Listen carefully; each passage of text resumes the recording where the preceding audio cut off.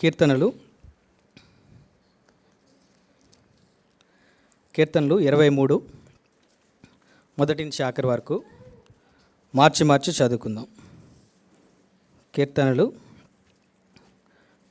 23వ అధ్యాయము మొదటి నుంచి ఆఖరి వరకు మార్చి చదువుకుందాం. యెహోవా నా కాపరి, నాకు లేమి కలుగదు.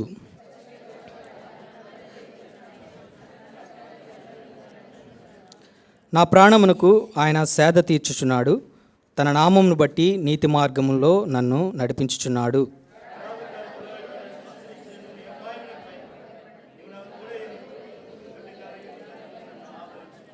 నా శత్రువుల ఎదుట నీవు నాకు భోజనము సిద్ధపరచుదువు. నూనెతో నా తల అంటియున్నావు. నా గిన్నె నిండి పొర్లుచున్నది.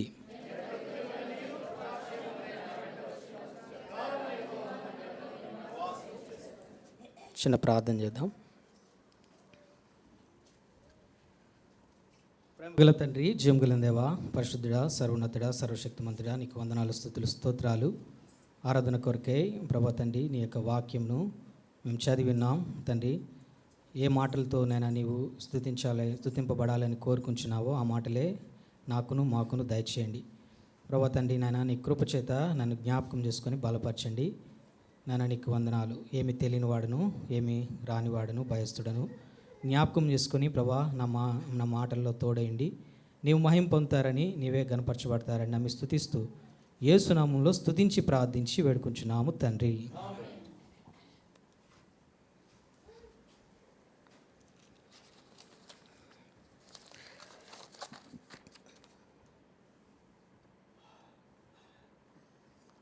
కీర్తనలు 23 చాలా వెల్ నోన్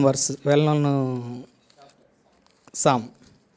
దావీదు రాసిన కీర్తనలో చాలామందికి తెలిసింది ఈ 23. కాబట్టి కొంచెం ధైర్యం, ఎందుకంటే అందరికీ తెలుసు కాబట్టి. సరే, ఇక్కడ మొదటగా యెహోవా నా కాపరి. దేవుడు కాపరిగా కనిపిస్తున్నాడు. ఈ లోకంలో అనేక మంది కాపరులు ఉన్నారు. మన దేవుడు కూడా మనకి ప్రధాన కాపరి. అయితే అందరి కాపరిలా కాదు, ఈయన ఏం చేస్తాడంటే మనల్ని నడిపిస్తాడు. ఈ కాపరి మనల్ని నడిపిస్తాడు. అంతేకాదు, ఈ కాపరి మనల్ని ఏం చేస్తాడంటే భద్రపరుస్తాడు. ఈ కాపరి మనల్ని పోషిస్తాడు. అందుకే కీర్తనకారుడు అంటున్నాడు, యెహోవా నా కాపరి కాబట్టి నాకు లేమి కలగదు. ఇంగ్లీష్లో ఎలా ఉంటుందంటే, the lord is my shepherd, I shall not want అంటే ఐ షల్ నాట్ వాంట్. ఇక్కడ లేమి కలగదంటే పేదరికం కలగదనే లేదా కొదువు ఉండదనే అర్థం వస్తుంది. ఇంగ్లీష్లో అయితే ఐ షల్ నాట్ వాంట్ అంటే నాకేమీ అవసరం లేదు, నాకు అవసరం లేదంట. అంటే ఎలా ఉంటుందంటే, దేవుడు మనకు కాపరిగా ఉన్నప్పుడు ఎవరైనా వచ్చి నీకు డబ్బు ఇస్తాను నాతో రా అంటే ఐ షల్ నాట్ వాంట్, నాకు అవసరం లేదంటాం. దేవుడు మనకు కాపరిగా ఉన్నప్పుడు నీకు మంచి స్థితి కలుగజేస్తాను, నీకు మంచి రాజ్యం ఇస్తాను లేదా అధికారం ఇస్తాను, నాతో వచ్చేయంటే ఐ షల్ నాట్ వాంట్, నాకు అవసరం లేదు అంట. లేదా నీకు ఇంకా గొప్ప చేస్తాను, నీకు మంచి ప్రొటెక్షన్ ఇస్తాను, నీ జీవితం అంతా చూసుకుంటాను రా అంటే నా కాపరున్నాడు, నాకు అవసరం లేదు, ఐ షల్ నాట్ వాంట్ అంట. దావీదు కూడా తన జీవితంలో ఇది దావీదు రాశాడు, తన అనుభవం గుండా దావీదు రాశాడు. దావీదు కూడా అంటున్నాడు, యెహోవా నా కాపరి, ఐ షల్ నాట్ వాంట్, నాకేమీ అవసరం లేదు అంటున్నాడు. ఎందుకంటే దావీదు దేవుని యొక్క కాపరత్వం కింద ఉన్నాడు. దేవుడు కాపరత్వం కింద ఉండడం అంటే దేవుని అధికారం కింద లోబడ్డం. ఆయన ఎట్లా నడిపిస్తాడో అట్లా నడిపించడం, ఆయన ఏది ఇస్తాడో అది తీసుకోవడం, అది కాపరియకత్వం కింద ఉండడం. ఆయన నా కాపరని చెప్పుకుంటూ మన ఇష్టం వచ్చినట్లు మనం ప్రవర్తిస్తుంటే అది కాపరి కింద ఉండేటట్లు కాదు. సో కాపరి కింద ఉండడం అంటే ఆయన ఏ పరిస్థితుల్లో గుండా ఉంచుతాడో అదే, ఆయన ఏమి ఇస్తాడో అదే, ఆయన ఎక్కడికి తీసుకెళ్తాడో అదే అనమాట. అది కాపరత్వం కింద. దావీదు కూడా తన జీవితంలో అట్లా నివసించాడు. అందుకే దావీదు, నీ అన్నలు అందరూ మంచి పొజిషన్లో ఉన్నారు, వాళ్ళంతా సైన్యంలో ఉన్నారు, గొప్ప గొప్ప డబ్బు సంపాదిస్తున్నారు, నీవేమొచ్చి ఇక అడవిలో పశువులు కాసుకుంటూ ఉంటున్నావు, ఏంట్రా నీ పరిస్థితి అంటే, యెహోవా నా కాపరి, నాకేమీ అవసరం లేదంటాడు దావీదు. అలాగే దావీదు ముఖ్యమైన సౌలు వచ్చాడు, అందరూ విందు చేసుకుంటున్నారు, నిన్నెవరు పిలవలేదు, నిన్ను తృణీకరించారా, నిన్నెవరు పట్టించుకోలేదురా, నిన్ను ఎక్కడో వదిలేస్తారా అంటే నాకేం పర్వాలేదు, నా కాపరి నాకు ఉన్నాడని ధైర్యం. కాబట్టి దేవుడు మన కాపరి. ఆయన కాపరిగా ఉన్నప్పుడు ఆయన ఆయన ఎందుకంటే ఆ యొక్క భద్రత, ఆయన మనల్ని నడిపిస్తాడు, ఆయన మనల్ని కాపాడుతాడు. అది దావీదు ఎరిగినాడు. అందుకనే ఏ విషయంలోనైనా దావీదు ఈ మాట రాశాడనమాట, యెహోవా నా కాపరి, నాకు లేమి కలగదు అని. తర్వాత 2వ వచనంలో, పచ్చిక గల చోట్ల ఆయన నన్ను పరుండ చేయుచున్నాడు. దేవుడు మన కాపరి కాబట్టి ఆయన ఏం చేస్తాడంటే పచ్చిక అంటే గొర్రెలకి పచ్చిక ఏంటంటే అది దానికి ఫుడ్ అనమాట, దానికి ఫుడ్. సో మన ప్రకారంగా మనం చూసుకుంటే ఏదైనా ఫుడ్ అవ్వచ్చు, లేదా ఏదైనా మంచి విషయం అవ్వచ్చు, మనకు అవసరమైన దాని దగ్గరికి దేవుడు మనల్ని నడిపిస్తాడు. ఒక మాట చూద్దాం. రాజులు మొదటి గ్రంథం, మొదటి రాజులు 17,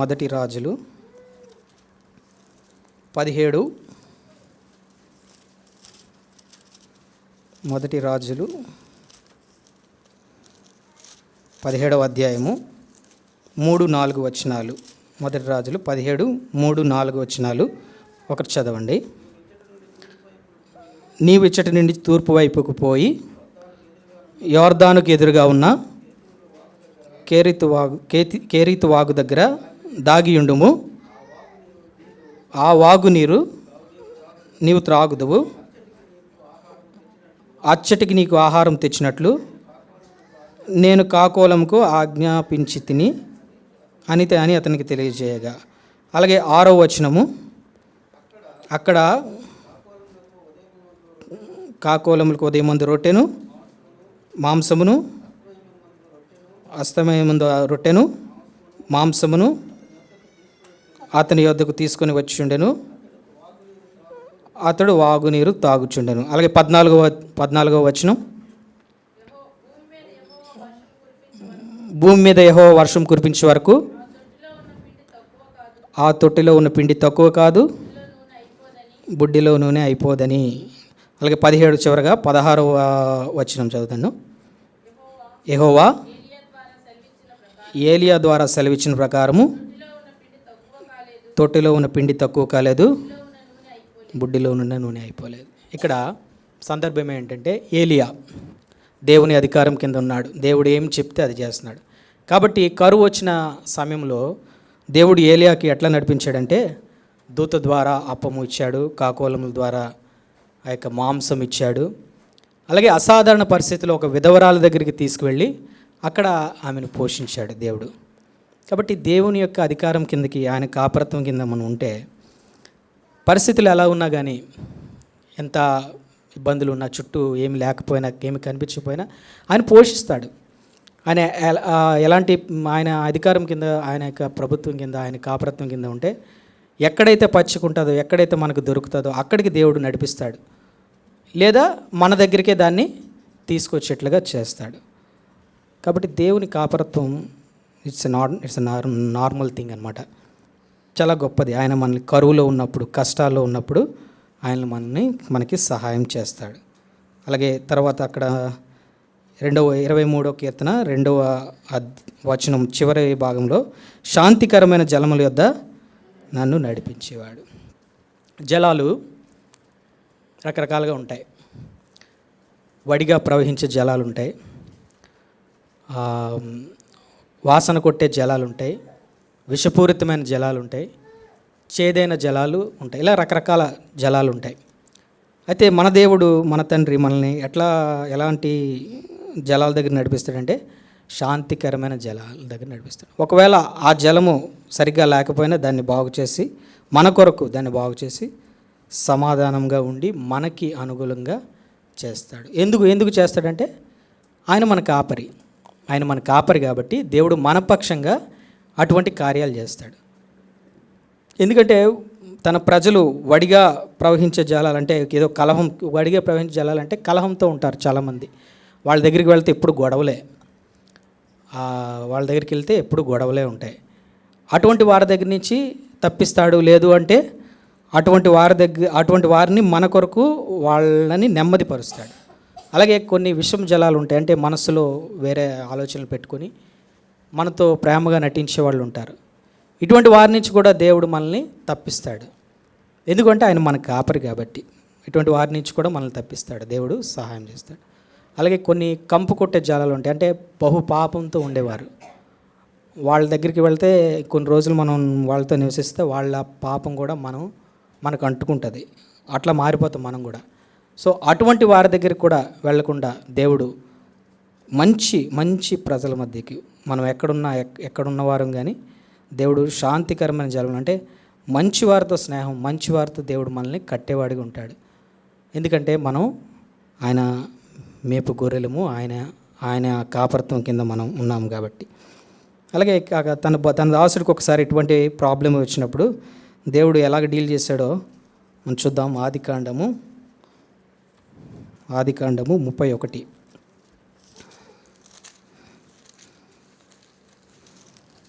ఆదికాండము 31.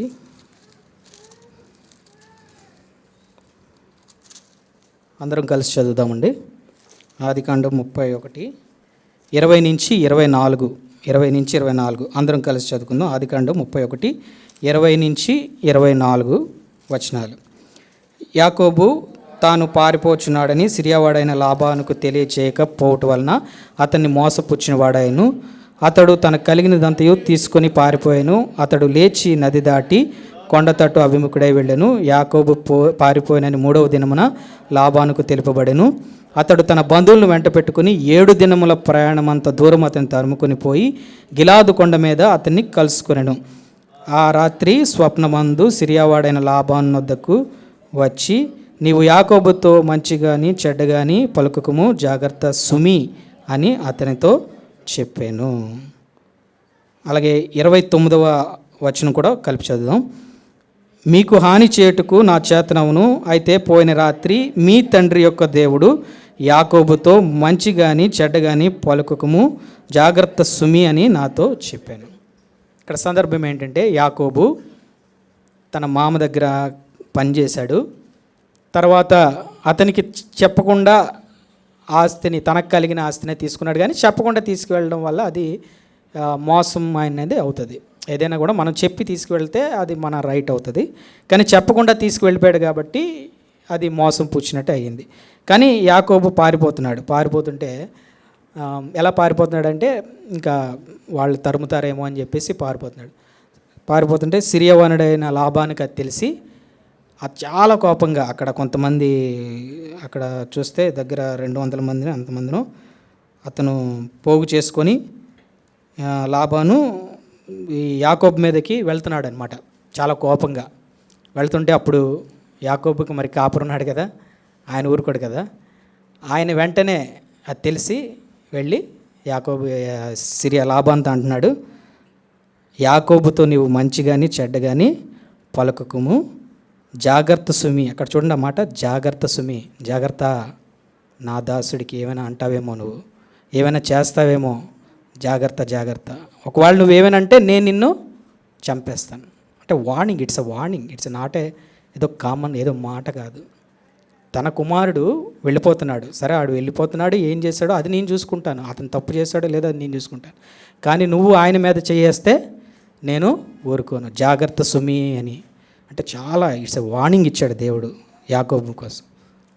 కాబట్టి దేవుడు మన విషయంలో కూడా ఒక్కొక్కసారి మన ఆఫీసుల్లో కానీ కొన్ని సందర్భాల్లో కానీ ఒక్కొక్కసారి అలాగే భయపడుతుంటాం. అరే నేను ఇలా చేసేసానే ఏంటి అని చేసినప్పుడు దేవుడు మన పక్షంగా వాళ్ళతో మాట్లాడి లేదా అది నెమ్మదిపరుస్తాడు. ఆ జలమును లేదంటే ఆ సందర్భాన్ని దేవుడు నెమ్మదిపరిచి మనకి ఏ విధమైన ఇబ్బంది కలగకుండా హాని కలగకుండా దేవుడు సహాయం చేస్తాడు. నా జీవితంలో కూడా నేను అనేక సార్లు ఇట్లాంటి కార్యాలు చూశాను. ఎన్నో విషయాల్లో ఎంతో విషయంగా భయపడినప్పుడు అరే ఏం జరుగుతుంది ఏంటి అన్నప్పుడు దేవుడు అదంతా కూడా నెమ్మదిపరిచి సమాధానంగా తీసుకొచ్చినప్పుడు, ప్రభువా నీవు ఇంత గొప్ప దేవుడువా, మా కొరకు ఇలాంటి కార్యాలు చేస్తావా అని దేవుడు తన ప్రజలను విడిచిపెట్టాడు అనమాట. కాబట్టి ఇక్కడ 2వ వచనం ప్రకారంగా మన కరువుల్లో ఉన్నప్పుడు మనకు సమృద్ధినిస్తాడు, మనకి శాంతికరమైన అంటే మంచి ప్లేస్లకే తీసుకువెళ్తాడు. అలాగే ఏదైనా క్లామిటీ వచ్చినప్పుడు దాన్ని నెమ్మది పరుస్తాడు. అలాగే 3వ వచనము 23 కీర్తనలు 23 వచనంలో, నా ప్రాణమునకు ఆయన సేద తీర్చున్నాడు. ప్రాణమునకు ఆయన సేద తీరుస్తాడు. ప్రాణమునకు సేద తీర్చడం అంటే ప్రాణము ఎలా ఉండాలంటే అప్పుడు అలసిపోయి ఉంటుంది. ప్రాణం అలసిపోయి లేదా విసిగిపోయి ఉండే ప్రాణం.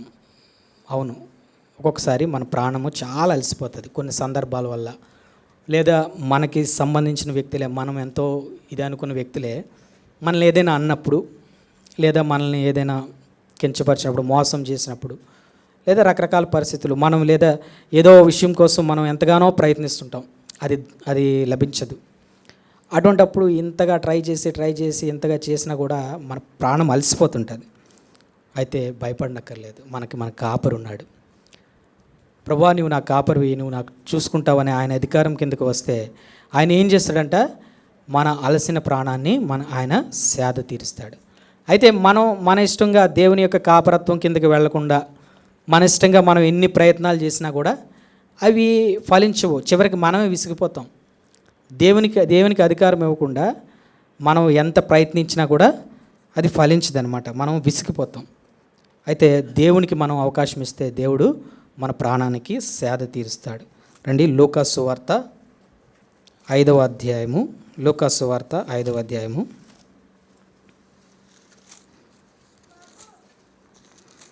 లూకాసు వార్త 5వ అధ్యాయము 4, 5 వచనాలు కలిసి చదువుకుందాం. లూకాసు వార్త 5వ అధ్యాయము 4, 5 వచనాలు కలిసి చదువుకుందాం. ఆయన బోధించుట చాలించిన తరువాత, నీవు దోణిని లోతుకు నడిపించి చేపలు పట్టుటకు మేము వలలు వేయడని సీమోనుతో చెప్పగా, సీమోను, ఏలినవాడా, రాత్రంతయు మేము ప్రయాసపడితిమి కానీ మాకేమీ దొరకలేదు. ఆయనను నీ మాట చొప్పున వల వేత్తమని ఆయనతో చెప్పాను. అలాగే యోహాను 21, యోహాను సువార్త 21 3వ వచనము అందరం కలిసి చదువుకుందాం. యోహాను 21 3వ వచనము. సీమోను పేతురు, నేను చేపలు పట్టబోదునని వారితో అనగా, మేము నీతో కూడా వచ్చేదమని వారు వెళ్ళి దోణికి ఆ రాత్రంతయు ఏమీ పట్టలేదు. అలాగే 6వ వచనం చదువుదాం. లేదని వారు ఆయనతో చెప్పిరి. అప్పుడు ఆయన, దోణిని కుడిపక్క వల వేయుడి, మీకు దొరుకునని చెప్పును. గనుక వారు అలాగ చేయగా చేపలు విస్తారంగా పడినందున వల లాగలేకపోయారు. కాబట్టి పేతురు వాళ్ళ యొక్క ప్రభువుని అడగకుండా వాళ్ళ ఇష్ట ప్రకారంగా చేపల వేటకు వెళ్ళారు. పాపం ఎంతో ప్రయాసపడ్డారు, రాత్రంతా ప్రయాసపడ్డారట, ఎంతగానో ప్రయాసపడ్డారట. ఇంక చివరికి అలసిపోయి ఇంకేమీ దొరకదు అనుకుని వచ్చేస్తారు. అయితే దేవుడు ఎప్పుడైతే దేవునికి అధికారం ఇచ్చారో, ఎప్పుడైతే దేవుని మాట విన్నారో, అప్పుడు వాళ్ళు ఎలాంటి విస్తారమైన చేపలు పట్టారంటే వాళ్ళ హృదయం ఎంతో ఆనందించేది. అబ్బా, మా జీవితంలో ఎప్పుడు కూడా ఇంత గొప్ప చేపలు మేము పట్టలేదు, ఇంత గొప్ప చేపలు రాసి మేము చూడలేదని వాళ్ళు ఆశ్చర్యపోయారు. వాళ్ళ హృదయం ఎంతో సంతోషించి ఉంటుంది. అప్పుడు వరకు వాళ్ళ కష్టం అంతా కూడా పోయి ఉంటుంది. ఎందుకంటే దేవునికి అవకాశం ఇచ్చారు, దేవుని మాట అవకాశం ఇచ్చారు. అలాగే దేవుని అధికారం కిందకి ఆయన ఒప్పుకున్నారు. అంతవరకు వాళ్ళ ప్రయత్నం చేస్తే అది ఫలించదు. కాబట్టి ఆయన మన ప్రాణమునికి, ఇలాగే ఏ విషయంలోనైనా మనం బాధపడవచ్చు. ఒక్కొక్కసారి మన ప్రాణాన్ని సైతానుడు ఎట్లా నలిపేస్తాడంటే ఆ ఆలోచనతో, ఇంకా వేస్ట్, ఇంకా ఏంటి నా బ్రతికి ఇలాంటి దాన్ని చాలా డిప్రెషన్లోకి వెళ్ళిపోతాం. అయితే ఏమీ భయపడనక్కర్లేదు. ప్రభువా, నీవు నా కాపరివి, ఈ పరిస్థితుల్లో కూడా నాకు సహాయం చేయగలుగుతావు అని మనం ఆయన మీద మనం భారం వేస్తే, ఆయన అధికారాన్ని ఒప్పుకుంటే ఆయన ఏం చేస్తాడు, మన ప్రాణానికి నిశ్చయంగా ఆయన సేద తీరుస్తాడు. ఆయన సేద తీర్చేవాడు. ప్రభువా, ఇదే క్లెయిమ్ చేయండి. ప్రభువా, నా ప్రాణమునకు నీవు సేద తీరుస్తానన్నావు, నువ్వు నా కాపరివి, నువ్వేం చెప్తే అది ఒప్పుకుంటాను, నన్ను నేను తగ్గించుకుంటానని మనం ఎప్పుడైతే అన్నామో, ఇప్పుడప్పుడు ప్రభు వెంటనే మన ప్రాణానికి సేద తీరుస్తాడు. అలాగే తన నామమును బట్టి నీతి మార్గంలో ఆయన నడిపించేవాడు. కాబట్టి మన నీతికి ఆధారం ఎవరంటే మన ప్రభువే. ఆయన నామమును బట్టి మనం నీతి మార్గంలో నడవగలుగుతాం. ఆయన లేకపోతే చాలా భయంకరం అయిపోతుంది జీవితం. అందుకే ఇక్కడ కీర్తనకారుడు అంటాడు కదా, 119వ కీర్తనలో 119వ కీర్తనలో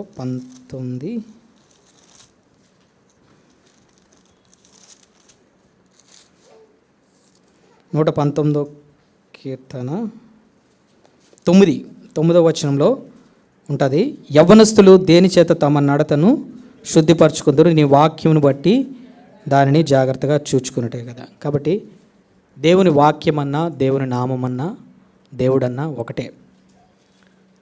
ఒకటే. కాబట్టి దేవుని వాక్యమన్నా, దేవుని నామమన్నా అన్నీ కూడా దేవుని యొక్క స్వరూపమన్నా అదంతా కూడా దేవుణ్ణే రిప్రజెంట్ చేస్తుంది. కాబట్టి ఆయన నామంను బట్టే మనం నీతిగా ఉండగలం. అలాగే ఆయన వాక్యమును జాగ్రత్తగా చూచుకునే వల్లనే మనం శుద్ధిపరచుకోగలుగుతాం. ఆయన వాక్యమును ఎప్పుడైతే మనం పక్కకు పెట్టేస్తామో అప్పుడు పాపం జరగడానికి అవకాశం ఉంటుంది, పాపంలో పడతామన్నమాట. మనకు తెలుసు కదా, స్టార్టింగ్లో ఆదాముకి దేవుడు వాక్యం ఇచ్చాడు. ఏం వాక్యము? మీరు ఆ చెట్టు ఫలములు తినకూడదు అని వాక్యం ఇచ్చాడు. ఆ దేవుని వాక్యం ఇచ్చినప్పుడు సైతాను వచ్చి ఏం చెప్పిందంటే, అలా కాదు, అదంతా దేవుడు చెప్పింది రాంగ్ అని. దేవుడు ఇచ్చింది ఒకటే వాక్యం, దేవుడు ఒక మాట చెప్పాడు, ఇంక డీటెయిల్స్ ఇవ్వలేదు. అది ఎందుకు తినకూడదు అనేది చెప్పలేదు, దానివల్ల ఏంటి అనేది, అంటే ఎక్కువ మోర్ డీటెయిల్స్. దేవుడు ఎప్పుడు కూడా తన వాక్యంలో ఎక్కువ డీటెయిల్స్ ఇవ్వడు. ఆయన చెప్తాడు, నమ్మాలి అంతే. ఆజ్ఞ ఇచ్చాడు, ఆయన ఆజ్ఞ ఇచ్చాడు, దాన్ని మనం నమ్మాలి అంతే, నమ్మాలని కోరుకుంటున్నాడు. అంతేగాని దానికి ఎక్కువగా డీటెయిల్స్ ఇచ్చి ఎక్స్ప్లెయిన్ చేసి అలా చేయడు దేవుడు. కానీ సైతాన్ చేస్తాడు అలాగా. ఏంటంటే మనం తప్పిపోవడానికి ఆ వాక్యానికి విరోధమైన ఎగ్జాంపుల్స్ చూపిస్తాడు, ప్రూఫ్స్ చూపిస్తాడు, దానివల్ల నీకు ఇలా ఉంటుందని చూపిస్తాడు. అంటే ఇంత నీకు సంతోషం వచ్చేస్తుంది, ఇంత హ్యాపీనెస్ వచ్చేస్తుంది అని చూపిస్తాడు. నష్టాలను చూపించడు సైతాను, దానివల్ల కలిగే నష్టాలను ఏం కోల్పోతావు చూపించడు. కానీ దేవుడు చెప్పింది రాంగ్ అని చెప్పేసి ఎన్నో సాక్ష్యాలు తీసుకొస్తాడు, రకరకాల సాక్ష్యాలు తీసుకొస్తాడు. అంతేకాకుండా పదే పదే హృదయం దగ్గర చేరి పదే పదే చెప్పిన మాట చెప్పి ఎలాగైనా మనం ఆ మాటను, దేవుని మాటను మనం విడిచిపోవాలని చెప్పేసి రకరకాలుగా సైతాను ప్రయత్నిస్తాడు. అయితే ఎప్పుడైతే ఆయన నామము మనం గుర్తుపెట్టుకుంటామో, ఎప్పుడైతే దేవుని వాక్యాన్ని మనం హృదయంలో పెట్టుకుంటామో అప్పుడు మనం నీతి మార్గంలో నడుస్తాం. నీతి మార్గంలో నడిచే వారికి తెలుసు కదా దేవుడు ఎట్లా సహాయం చేస్తాడో. కాబట్టి నీతిమంతులు తమ మార్గంను వర్ధిల్ల చేసుకుంటారంట. కాబట్టి ఆ విధంగా దేవుడు మన ప్రాణమునకు సేద తీరుస్తాడు, మన అలసిపోయిన ప్రాణాన్ని ఆదరించే దేవుడు. అలాగే మన నీతికి ఆధారమైన వాడు కూడా మన దేవుడే, మన కాపరే. అలాగే 4వ వచనము 23వ కీర్తన 4వ వచనంలో, గాఢాంధకారపు లోయల్లో నేను సంచరించినను ఏ అపాయమునకు భయపడను, నీవు నాకు తోడై ఉందువు, నీ దుడ్డు కర్రయు నీ దండమును నన్ను ఆదరించును. కాబట్టి గాఢాంధకారపు లోయలు, అంధకారము, చీకటి, అంధకారము, గాఢాంధకారము. చీకటి అంటేనే చీకటి కనబడదు, ఇంకా అంధకారం అంటే అసలు కనబడదు, ఇంకా గాఢాంధకారం అంటే ఇంకా దానికి మించింది అనమాట. అంటే ఇవి ఎలాంటిదంటే కొన్ని పరిస్థితులు, అది వరకు మనం ఎన్నడూ చూడని పరిస్థితులు, మనకు తెలియని ప్రాంతాల్లోకి వెళ్ళడం, లేదా మనం తెలియని మార్గాల గుండా ప్రయాణించే అనుభవాల గుండా వెళ్ళే పరిస్థితులు కలుగుతాయి మనకి. ఒక్కసారి అలా ఉంటుంది. అంతవరకు మనం ఎన్నడూ చూడని విషయము మన జీవితంలోకి సడన్గా ప్రవేశిస్తుంది. అయితే అప్పుడు మనం భయపడనక్కర్లేదు. ఏ అపాయమునకు ఏమి జరగదులే, దేవుడు చూసుకుంటాడని మనం భయపడనక్కర్లేదు. ఎందుకంటే దేవుడు మనకి తోడై ఉంటాడు, ఆయన మనకి సహాయం చేస్తాడు. ఆయన దుడ్డుకర్ర, ఆయన దండము మనల్ని ఆదుకుంటాయి. దావీదు కూడా తన జీవితంలో ఇటువంటి అనుభవం గుండా వెళ్ళాడు. ఆ గాఢాంధకారపు లోయల్లో, అంటే ఆ గుహల్లో వెళ్ళాడు. అక్కడ ఏ ప్రమాదాలు ఉంటాయో ఆయనకు తెలియదు. అలాగే అరణ్యంలో కూడా మార్గంలో ప్రయాణించాడు. అక్కడ కూడా ఆయన అక్కడ ఏ ప్రమాదాలు ఉంటాయో ఆయనకు తెలియదు. అలాగే కొందరు ప్రజల దగ్గర కూడా నివసించాడు, కైలావాసుల దగ్గర నివసించాడు. వాళ్ళ ఏం అపాయం వస్తుందో దావీదుకు తెలియదు. అలాగే ఆకీష్ రాజు దగ్గర ఉన్నాడు, కొన్ని రాజుల దగ్గర కూడా నివసించాడు.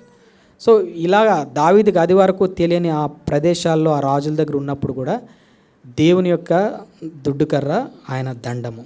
దుడ్డుకర్ర అంటే శిక్ష, దండము అంటే అధికారము. దుడ్డుకర్ర అంటే శిక్ష, అంటే బెత్తం టైప్ అనమాట. కాబట్టి ఎవరైనా దావీదు మీదకి వచ్చినప్పుడు ఆ దండముతో దేవుడు వారిని శిక్షించి వారిని త్రోలేసేవాడు. అలాగే ఆయన అధికారం, దేవుని యొక్క అధికారంను బట్టి ఆ రాజుల్ని వాళ్ళని గద్దించి దావీదుకి ఏ అపాయం లేకుండా సహాయం చేశాడు. అందుకే దావీదు అంటున్నాడు, నేను ఎటువంటి పరిస్థితుల్లో వెళ్ళినా కూడా, ఎంత గాఢాంధకారమైన కనిపించని ప్రదేశాల్లో వెళ్ళినా కూడా నేను దేనికి భయపడను. ఎందుకంటే దేవుడు నాకు సహాయం చేస్తాడు. మనకు కూడా మన జీవితంలో ఒక్కొక్కసారి ఇటువంటి అనుభవాల గుండా వెళ్ళిన వాళ్ళు ఉన్నాం. అంతవరకు ఎన్నడూ చూడని అనుభవాల గుండా వెళ్ళినప్పుడు, లేదా ప్రమాదాలలో వెళ్ళినప్పుడు దేవుడు మనపక్షంగా ఇతరులను గద్దించి వాళ్ళని నెమ్మదిపరిచి దేవుడు సహాయం చేసేవాడు ఉంటాడు. ఎన్నో భయంకరమైన పరిస్థితులు వచ్చినప్పుడు ఆయన అధికారంలో మార్చే దేవుడు. మనం ప్రార్థన చేస్తే మన పక్షంగా మనకు అనుకూలంగా నిర్ణయాలు వచ్చేటట్లుగా దేవుడు సహాయం చేస్తాడు. ఎందుకంటే ఆయనకి అధికారం ఉంది కాబట్టి. దేవుడు ఎవరైతే దేవుడికి తన కాపరిగా ఉంటారో, దేవుడిని కాపరిగా ఎంచుకుంటారో వారికి దేవుడు ఈ విధంగా సహాయం చేస్తాడు. అలాగే నా శత్రువులు ఎదుట, 5వ వచనము, నా శత్రువులు ఎదుట నీవు నాకు భోజనము సిద్ధపరచదువు, నూనెతో నా తల అంటియున్నావు. అంటే ఇది ఏంటంటే ఒక ప్రాస్పారిటీ, ఒక విజయము, అలాంటివన్నీ చెప్పుకోవచ్చు. మన జీవితంలో కూడా దేవుడు మన శత్రువులు ఎదుట మనకి విందు సిద్ధపరుస్తాడు. ఇశ్రాయేలీలు కానాను దేశంలోకి వెళ్ళినప్పుడు చుట్టూ శత్రువులే, వాళ్ళందరూ కూడా వీళ్ళకంటే బలవంతులే. వాళ్ళందరినీ పారద్రోలి దేవుడు ఏం చేశాడు, వాళ్ళని మధ్యలో పెట్టాడు. చుట్టూ శత్రువులు, వాళ్ళు అక్కడ సమృద్ధిగా నివసించారు. అలాగే ఐగుప్తులో కూడా ఐగుప్తు ప్రజలు ఇశ్రాయేలుని ఎంతో హింసించారు. అయితే ఇక్కడ ఇశ్రాయేలు ప్రజలు ఆ రాత్రి పస్కాను చేసుకొని వాళ్ళు భోజనం చేస్తుంటే చుట్టూ ఉన్నవారు వాళ్ళ కుమారులు చనిపోయారని ఏడుస్తున్నారు అనమాట. సో కాబట్టి మన శత్రువులు ఎదుట మనకి విందు సిద్ధపరుస్తాడు. అలాగే మనల్ని అభిషేకిస్తాడు. దావీదు కూడా అంతే కదా. ఎక్కడో గొర్రెల దొడ్లో ఉన్న దావీదుకి దేవుడు ఏం చేశాడు, పిలిచి అభిషేకించాడు. ఎంతో శ్రేష్ఠులు అయిన వారు ఉన్నా కూడా అభిషేకించాడు. మనం కూడా అనుకుంటాం దేవుడు మనల్ని జ్ఞాపకం చేసుకోవట్లేదు, మనం ఎక్కడో ఉన్నాం, నన్ను ఎవరు పట్టించుకోవట్లేదు అనుకుంటాం. కానీ దేవుడు ఎప్పుడు తన బిడ్డల్ని విడిచిపెట్టాడు.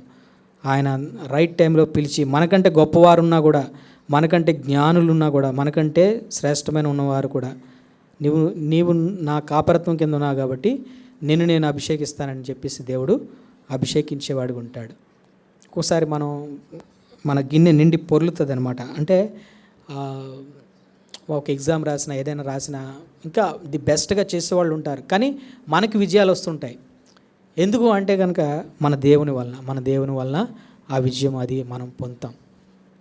అదంతా కూడా దేవుడు చేసిన క్రియ అనమాట. అలాగే చివరిగా, నేను బ్రతుకు దినములన్నీ కృపాక్షేమములే నా వెంట వచ్చును, చిరకాలము యెహోవా మందిరంలో నివాసము చేసేదను. కాబట్టి దావీదు కూడా ఇక్కడ చిరకాలము యెహోవా మందిరంలో నివాసము చేసేదను. ఇక్కడ ఒక రహస్యం ఉంది. నేను బ్రతుకు దినములన్నీ కృపాక్షేమంలో నా వెంట వచ్చును, చిరకాలము యెహోవా మందిరంలో నేను నివాసం చేసేదను. రహస్యం ఏంటంటే, ఎవరైతే దేవుని మందిరంలో నివాసం చేస్తారో వారికి వాళ్ళ బ్రతుకు దినములన్నీ కృపాక్షేమములే వెంట వస్తాయన్నమాట. అంటే దేవుని మందిరము ప్లస్ ఆరాధన = కృపా ప్లస్ క్షేమం. మళ్ళీ చెప్తున్నాను, దేవుని మందిరము ప్లస్ ఆరాధన = కృప ప్లస్ క్షేమం. మందిరంలో ఎవరైతే ఉంటారో వారికి దేవుని కృప దొరుకుతుంది. ఎవరైతే దేవుని ఆరాధిస్తారో వారికి క్షేమం కలుగుతుంది.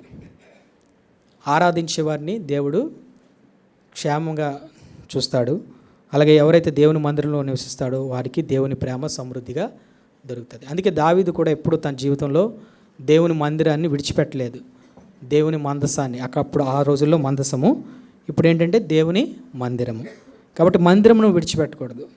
ఇది ఎవరైతే ఇక్కడ మనం చూసుకున్నట్లయితే ఇది రివర్స్గాని మనం చదివితే ఈ 23వ కీర్తన, చిరకాలము ఎవరైతే యెహోవా మందిరంలో నివాసం చేస్తారో వారికి ఎవరైతే దేవుని మందిరంలో నివాసం చేస్తారో వారికి వారి బ్రతుకు దినములన్నీ కృపాక్షేమంగా ఉంటాయి. వారి గిన్నె నుండి పొర్లుతుంటుంది. వారి శత్రువుల మీద దేవుడు విజయమిస్తాడు. వారికి అనేక పరిస్థితుల్లో తోడై ఉంటాడు. ఏ అపాయానికి వాళ్ళు భయపడనక్కర్లేదు. అలాగే ఆయన నామం బట్టి నీతి మార్గంలో నడిపిస్తాడు. ఆయన ఒకవేళ ప్రాణము అలసిపోతే సేద తీరుస్తాడు. శాంతికరమైన జలముల యొద్ద నడిపిస్తాడు. పచ్చిక కలిగిన చోట్ల ఉంటాడు, పరుండి చేస్తాడు. అలాగే యెహోవా వాళ్ళకి కాపరిగా ఉంటాడు. కాబట్టి మందిరమును విడవద్దు. దేవుని మందిరం చాలా ప్రత్యేకమైనది. ఏ విధంగా మనం ఎవరైనా మన ఇంటికి వస్తే ఏం చేస్తాం? అయ్యో ఎండలో వచ్చాడని చెప్పి ముందు కూర్చోండి, నీళ్ళు తాగండి అంటాం.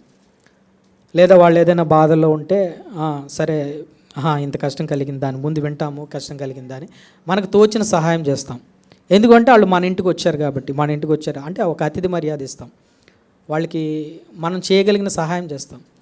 మరి దేవుని మందిరం అంటే దేవుని ఇల్లు కదా, మరి దేవుడు విడిచిపెడతాడా? విడిచిపెట్టాడు కదా. ఆయన మందిరంకి తన బిడ్డ ఏ అక్కరతో వచ్చాడో అది దేవునికి తెలుస్తుంది. వెంటనే దేవుడు వాళ్ళని చూసుకుంటాడు. నీకు ఈ ప్రాబ్లం ఉంది, అది వాళ్ళు మనం చెప్పుకోవాలి. ప్రభువా ఇదిగో నాకు ఈ ప్రాబ్లం ఉంది. అందుకే ప్రార్థన, సంఘ ప్రార్థన అంటారు. అలాగే సంఘ సహవాసం అది విడవకుండా మనం ఎప్పుడైతే దేవుని మందిరంలో ఉంటామో దేవుడు వాళ్ళ ఇంటికి వచ్చిన బిడ్డల్ని ఎప్పుడు విడిచిపెట్టడు. ఈ విధంగా రివర్స్లో చదివినప్పుడు ఏ విధంగా కలిగిందో అలాగా జరుగుతుంది. ఆ కాపరిగా దేవుడు ఉంటాడు. ఒక చిన్న కథ చెప్తాను. ఒక కాపరి ఉన్నాడు, ఒక గొర్రెల కాపరి ఉన్నాడు. తనకి ఓన్ గొర్రెలు ఉన్నాయి. అయితే ఆ గొర్రెలను తను కాస్తున్నాడు. కొన్ని వేరే మందల్లో నుంచి కూడా కొన్ని గొర్రెలు వచ్చేసి ఈయన దగ్గర చేరాయి. స్వీకరించాడు. సరే గొర్రెల మందని నడుపుతున్నాడు. నడుపుతూ ఆయన అలాగా ఆ మందని అలాగా పొలంలో నుంచి తీసుకువెళ్తున్నాడు. కొంచెం 11 ఇలా ఆ టైం అయింది.